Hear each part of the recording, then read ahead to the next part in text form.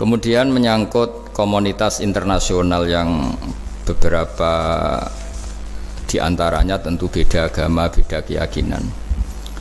Saya mau membacakan cerita di kitab Ar-Risalah Al-Qushairiyah. Jadi saya hanya membantu referensi-referensi yang diajarkan guru-guru kita. Ar-Risalah Al-Qushairiyah adalah kitab kesayangan Mbah Maimun karena dulu mbah beliau dapat ijazah dari Sayyid Umar Sato, kakaknya Sayyid Abi Bakar Sato yang punya kitab I'anatul Thalibin. Dan kitab itu dibawa ke Indonesia sampai ke saya sebagai murid beliau.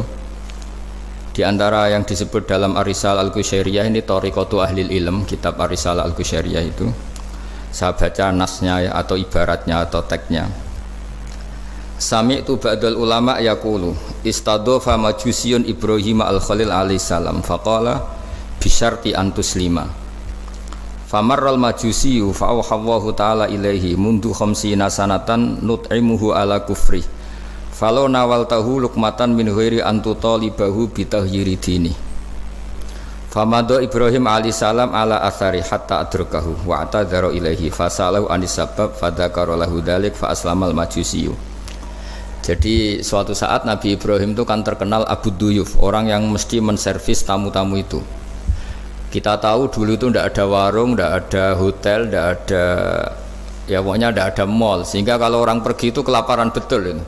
Bahwa orang kaya pun kelaparan karena melewati padang pasir itu. Kalau sekarang kan orang mau sowan kiai makan dulu. Karena takutnya di rumah kiai kan makan sungkan, jadi makan dulu nanti di kiainya tinggal pura-pura makan. Kalau dulu memang makan nih tamu itu wajib betul, kalau ndak ya kelaparan betul tamu itu. Sehingga cerita suatu saat di antara tamu itu berakidah, berfaham Majusi atau beragama Majusi lah gampangannya itu. Terus Nabi Ibrahim nggak mau, saya mau ngasih makan syaratnya Anda harus Islam gitu. Akhirnya orang ini putus asa kemudian meninggalkan Nabi Ibrahim. Saat itu, saat orang itu meninggalkan Nabi Ibrahim, Allah memberi wahyu ke Nabi Ibrahim. Orang itu umurnya 50 tahun dan dia hidup karena tak kasih makan. Terus kata Allah, mundu khamsina sanatan nut'imuhu ala kufri. Saya yang Tuhan saja ngasih makan dia 50 tahun tanpa syarat dia harus Islam. Kamu baru dimintai makan sehari mensyaratkan Islam. Walhasil terus Nabi Ibrahim ngejar orang Majusi itu, terus monggo-monggo makan di rumah saya. Singkat cerita terus orang Majusi itu tanya, kenapa Anda berubah pikiran? Terus Nabi Ibrahim cerita bahwa beliau ditegur Allah kemudian harus melakukan itu. Jadi cerita-cerita seperti itu banyak. Dulu kita dengar para kiai sering cerita ketika seorang Yahudi rumahnya diusir Amr bin As untuk pembangunan masjid. Ketika lapor ke Sayyidina Umar, masjid itu yang mengambil tanahnya orang Yahudi harus dikembalikan ke orang Yahudi. Dulu guru-guru kita juga sering cerita Sayyidina Ali itu pedangnya dicuri sama orang Yahudi.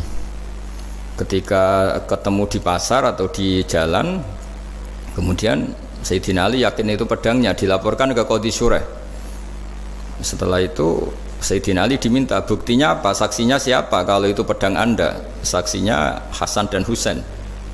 Tapi kata hakim, Sayyid Hasan Husain itu keluarga Anda, tidak sah jadi saksi. Zaman itu Sayyidina Ali masih berargumentasi, waqad qala Rasulullah sallallahu alaihi wasallam Hasanun wa Husainun sayyida syababi ahlil jannah. Tapi kata Imam Surah tetap standar saksi itu tidak boleh dari keluarga. Singkat cerita, qadhinya itu pakai standar hukum usul fikih, al-qaulu qaulu sahibil yad. Yang dibenarkan adalah yang sekarang megang barang itu. Ketika nggak ada saksi, al-musaddaq, yang dibenarkan al-qaulu qaulu sahibil yad, yang dibenarkan ya yang megang barang itu. Singkat cerita dimenangkan oleh orang Yahudi tadi. Setelah dimenangkan, Sayyidina Ali agak kecewa, masa seorang Amiril Mukminin sidang di pengadilan negeri kalah. Tapi orang Yahudi tadi akhirnya insaf, sadar sampai masuk Islam, sampai beliau ngendikan bihadza taqumus sama wal ard, karena ini langit dan bumi berdiri karena keadilan itu. Jadi ini cerita-cerita referensi yang bisa menolong teman-teman siapapun berkomunitas internasional. Karena pikiran saya sederhana ya, al ilmu yurisul akhwal, ilmu itu melahirkan sikap. Jadi kalau kita punya referensi yang cukup tentang toleransi, insya Allah kita hidup di mana saja punya toleransi, karena toleransi itu juga ajaran agama. Di antara yang diceritakan para guru-guru kita adalah ketika Nabi mau dibunuh oleh orang namanya Daksur atau Duksur, siapa nggak tahu KTP-nya saya. Kiai-kiai kalau baca Daksur. ketika beliau sedang santai di satu tempat, tahu-tahu ada orang yang mengambil pedangnya kemudian bilang, mayyamna'uka minni ya Muhammad, sekarang anda sama saya berdua, siapa yang bisa menghalangi kamu? Nabi dengan rileks menghentikan Allah. Kemudian si Daksur ini gemetar, pedang jatuh, kemudian diambil Nabi. Sekarang ya Daksur, mayyamna'uka minni, yang bisa menghalangi kamu siapa? Orang itu bilang la ahada, tidak siapapun. Nabi dengan gampangnya fa'afa anhu, Nabi memaafkan. Padahal ini jenis harbi, jenis orang yang jelas punya niat bunuh. Terus artinya kita yang ngaji di pesantren, saya ngaji di Mbah Maimun, punya Bapak Kiai Nur Salim, semuanya ngajarkan bahwa di mana-mana perang kekerasan itu ya karena kita diperangin. Udina lil ladzina yuqatalun, karena kita diperangi kita boleh perang. Qatilul ladzina yuqatilunakum. Jadi yang boleh kita perangi ya zaman kayak kita dulu dijajah Belanda, dijajah Jepang zaman itu. Ketika sudah tidak ada penjajahan ya alasan itu sudah hilang karena mereka tidak merangi kita. Jadi apa ya, perang ya ada konteks rasionalitasnya, damai juga ada konteks rasionalitasnya. Tapi karena kita punya tradisi referensi, teman-teman yang di Jerman tak bantu, tadi ada kitab Arisal Al-Qushairiyah, terus ada beberapa cerita-cerita tadi kayak Daksur. Kalau ayatnya jelas ya, jelas qatilul ladzina yuqatilunakum wa in janahu lisalmi fajnah laha wa tawakkal 'ala Allah. Bahkan seperti yang diceritakan Profesor Quraisy tadi, yang sedang kita benci pun bisa saja suatu saat teman. Dalam surat Mumtahanah itu atau Mumtahinah ada ayat asawwau ayyaj'ala bainakum wa bainal ladzina ataitum minhum mawaddah. Bisa saja orang yang sekarang kamu benci suatu saat kamu cintai. Wallahu qadir, itu Allah Maha Kuasa. Dan tadi saya menambahkan yang dikatakan Profesor Quraisy tentang belajar. Dulu Nabi itu enggak puasa Asyura. Tapi ketika datang ke Medina, orang-orang Yahudi itu puasa Asyura. Coba tanyakan ke mereka, kenapa puasa tanggal 10? Terus mereka menjawab, yaumun najawwahu fi Musa, itu hari yang Allah menyelamatkan Nabi Musa. Terus fa'amara bisyami, kemudian Nabi menyuruh sahabat puasa. Artinya dulu itu segampang itu hidup, itu sesuatu yang baik apa, ya sudah ditiru. Meskipun kita tahu Nabi itu tentu mustaqil bil istihad, Nabi itu orang yang mandiri. Tapi memberi percontohan kita betapa gampangnya kita seperti itu. Dulu ada seorang Yahudiyah meminta sama Sayyidah Aisyah dan dikasih. Ketika dikasih, dia mendoakan semoga kamu Aisyah selamat dari siksa kubur. Zaman itu Sayyidah Aisyah itu belum tahu tentang siksa kubur sehingga beliau engkar, nggak percaya. Tapi setelah Rasulullah datang dan diceritanin Nabi, oh iya siksa kubur itu ada. Dan semenjak itu Nabi selalu isti'adah, minta perlindungan dari siksa kubur. Jadi dulu di komunitas-komunitas beda agama suatu yang benar ya dibenarkan. Makanya kaidah umum dalam interaksi antar agama itu la tusaddiquhum wa la tukadzibuhum, ya kamu jangan bilang iya, jangan-jangan enggak, ya jangan bilang tidak, jangan-jangan iya. Jadi aturan ilmunya jelas la tusaddiquhum wa la tukadzibuhum. Ya artinya sesuai referensi ilmu lah kira-kira begitu. Terus yang terakhir, ini saya mohon maaf sama komunitas di Jerman karena saya ini pura-puranya aja sibuk, karena saya kira ini seberapa jam lagi saya ngajar ini. Nanti kalau saya tidak ngajar di sini yang mengundang agak-agak dosa, jadi supaya sama-sama tidak dosa ini saya ya nuruti jenengan. Tapi ya karena saya ngajar ini juga yang datang orang macam-macam, ada yang Kalimantan, Sumatera mau ngaji di sini. Ini seberapa jam lagi saya ngaji Sahih Muslim. Yang terakhir ini di halaman Kitabu Adabil Ulfa wal Ukhuwah halaman 285 dalam Ihya juz 2. Di kitab saya juz 2, mungkin kalau beda cetakan yang jelas ikut Kitabu Adabil Ulfa wal Ukhuwah. Di sini diterangkan oleh Imam Ghazali dengan beberapa riwayat yang disebut al-jiranu salasatun, bertetangga itu ada 3. Jarun lahu hakun wahid, ada tetangga yang punya hanya satu hak. Wa jarun lahu haqqani wa jarun lahu salasatu hukukin. Terus beliau cerita yang punya 3 hak itu ya tetangga, ya seagama, ya masih ada hubungan kerabat. Yang punya 2 hak ya tetangga, ya seagama. Terus wa amal ladzi lahu haqqun wahid fal jarul musyrik. Yang punya hak 1 itu tetangga yang beda agama. Jadi intinya tetap dikasih hak meskipun beda agama. Sampai diantaranya disebutkan juga di halaman 287, Imam Ghazali ngendikan, beliau berfatwa dan beliau bercerita, rawahu Umar bin Syu'aib an Nabi an Jaddih anin Nabi. Terus qala Mujahid kuntu inda Abdillah bin Umar Wa ghulamun lahu yaslahu syatan faqala ya ghulam idza salakhta fabda bijarinal yahudi. Abdullah bin Umar itu sedang memasak kambing, atau itu pembantunya ini sedang nguliti kambing. Itu pesannya Abdullah bin Umar, ya ghulam idza salakhta fabda bijarinal yahudi, nanti jangan lupa tetangga kita yang Yahudi. Ini di Ihya halaman 287. Hanya cerita kebaikan. Jadi cerita perang itu ya karena kita diperangin, tapi ya kalau kita dibaikin ya baik, itu ajaran Islam. Hatta qala dzalika miraron. Faqala lahu lima taqulu hadza. Ini pembantunya juga enggak langsung menerima. Kenapa saking enggak mau nerimanya diulang-ulang lagi oleh Abdullah bin Umar. Faqala inna Rasulullah sallallahu alaihi wasallam lam yazal yusina bil jar hatta khashina annahu sayuwarrithu. Kenapa engkau melakukan itu ya Abdullah bin Umar? Terus beliau menjawab, Rasulullah itu selalu berpesan untuk berbuat baik sama tetangga.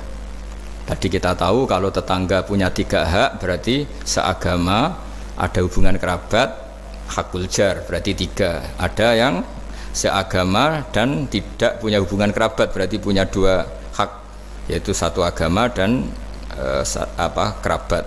Ada yang punya 1 hak saja, ya tidak keluarga, tidak seagama, tapi karena tetangga itu juga tetap punya hak. Dan itu pun masuk kategori lam yazal yusina bil jar, termasuk orang-orang yang harus kita baikin. Ya kalau di Qur'annya kayak tadi ya, qatilul ladzina yuqatilunakum, boleh merangi ya yang merangi kita. Udzina lil ladzina yuqatalun, diberi hak merangi ya sama yang merangi kita, bukan yang tidak merangi kita.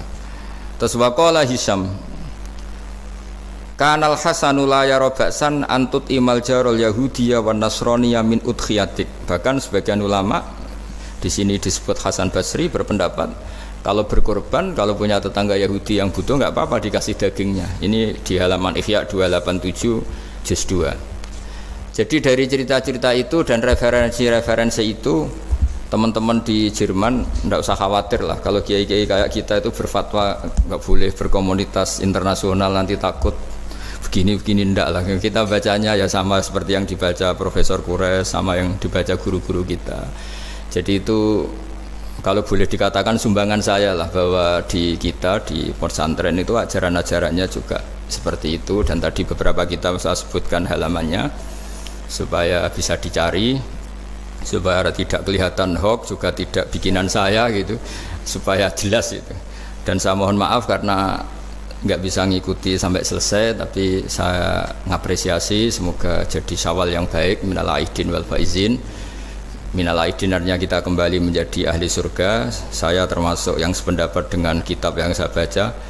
Dulu kita ini ahli surga karena Nabi Adam lahirnya di surga dan diciptakan di surga. Karena satu kesalahan beliau harus kembali ke bumi, dan setelah puasa itu selesai dan diterima, kita kembali ke ahli surga lagi, maksud minal aidin, kita kembali lagi berstatus sebagai ahli surga. Dan itu dimulai dari saling memaafkan, karena yang menghalangi masuk surga itu hak adami. Manusia itu kan paling kikir untuk memaafkan orang lain. Padahal kalau hak adami belum selesai itu Allah tidak mau memaafkan. Makanya syaratnya masuk surga harus kita saling memaafkan. Dengan cara seperti itu insya Allah kita minal aidin wal faizin. Jadi mohon maaf, sekali lagi mohon maaf karena saya tidak bisa ngikuti sampai selesai karena saya harus ngaji, karena bukan papa ya, memang harus. Andaikan sunat itu mungkin saya tinggalkan. Mohon maaf sekali. Wassalamualaikum warahmatullahi wabarakatuh. Tentu ada bodoh yang benar-benar nggak ditoleransi Allah Ta'ala, yaitu bodoh tentang Tuhan ya. Kita dikasih nikmat Allah, dikasih bumi untuk dipakai tanpa bayar, dikasih oksigen. Kemudian kita bodoh nggak tahu yang memberi siapa, itu kan bodoh betul.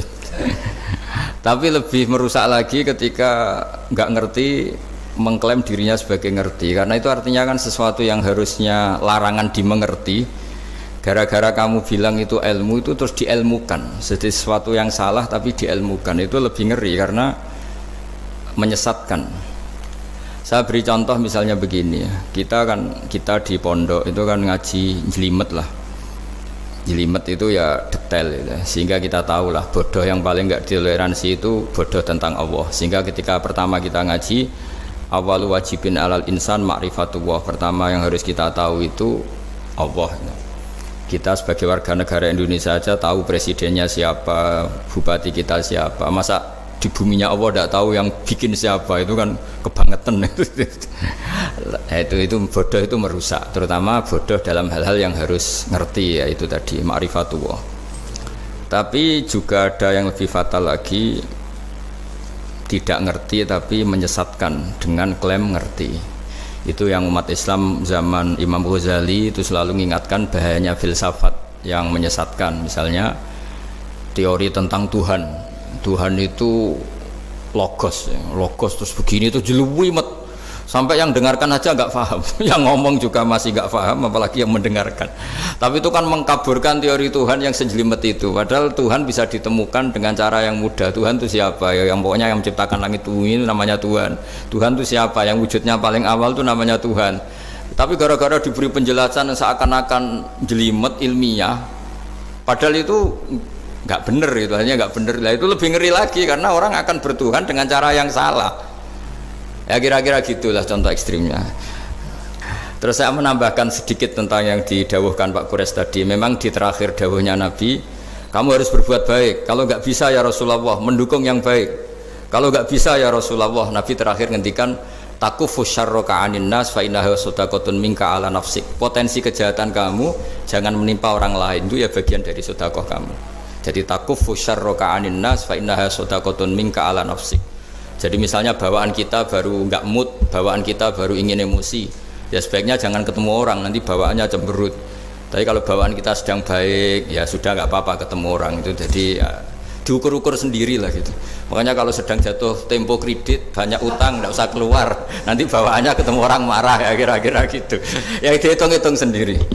Al-Fatihah. A'udzubillahi minasyaitonirrajim. Bismillahirrahmanirrahim. Alhamdulillahirabbil alamin arrahmanir rahim maliki yaumiddin. Na'budu wa nasta'inu shiratal mustaqim shiratal ladzina an'amta 'alaihim ghairil maghdubi 'alaihim waladdallin. Bismillahirrahmanirrahim. Nahmaduka ya Ghafur ya Syakur ya Wadud.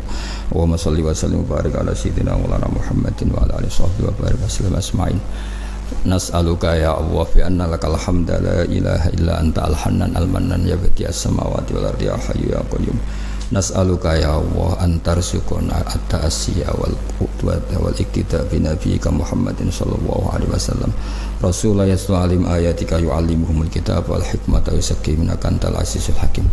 Wa nas'aluka ya Allah antas'ala himmatana fi hadhihi dar ila kalimatikal ulya wasujuda laka warruku'a laka hatta nakuna ibadan laka ma'ari ayatin minka wa hifdin minka ya wa ir'ana fi aini riayatik wa hfatna bi hifdik nama kunna ya wa fi ardika wa fi mulkika ya wa faj'alna aminin mutmainin alladzina la khaufun 'alaihim wa lahum yahzanun warzuqna al-busyra fid dunya wal akhirah urzuqna ya wa at-tawadduda wat tahaba ya wa sing yakunu dzalika sababan ya wa li ilahi kalimatika al-ulya wa khidmati dinika ya wa 'alal mahajjatil bayda lailuha kana hariha ya aqimna ala dzalika wa a'inna ala dzikrika wa syukrika wa husni ibadatik.